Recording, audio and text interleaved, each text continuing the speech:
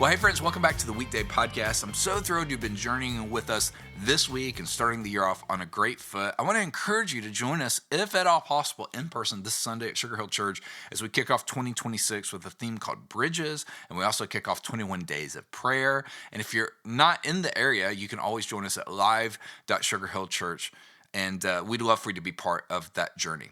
Well, today, as we wrap up the week, I want to go back to the beginning of the conversation between Jesus and Nicodemus, because Nicodemus walks in with everything you would think should make him good with God.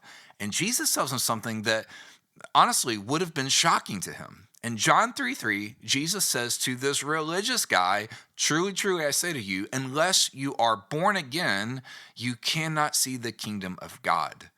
Now, Nicodemus is proof that you can be religious, you can be respected, you can be informed, you can be disciplined, and still be empty. He's a Pharisee, he's a leader, he's a teacher, he's got the training, and yet he comes at night because something's missing. So he starts the conversation by complimenting Jesus. He basically says, "We know God is with you." And Jesus responds with something Nicodemus did not expect.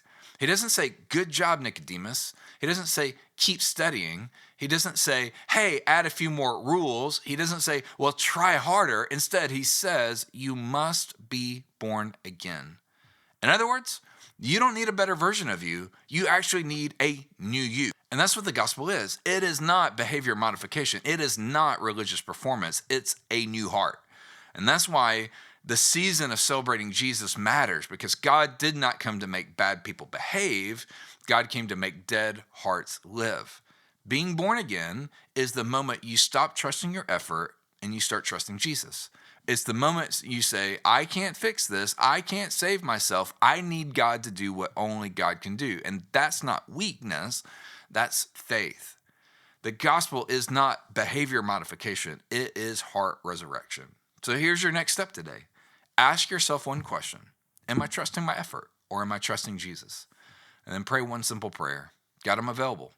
God, I'm yours. Make me new. Well, friends, I hope this has been a helpful week for you. Can't wait to see you this weekend. And then, of course, Pastor Chuck will be back for the podcast next week. Until then, keep leaning in and keep growing closer to Jesus. Have a great day.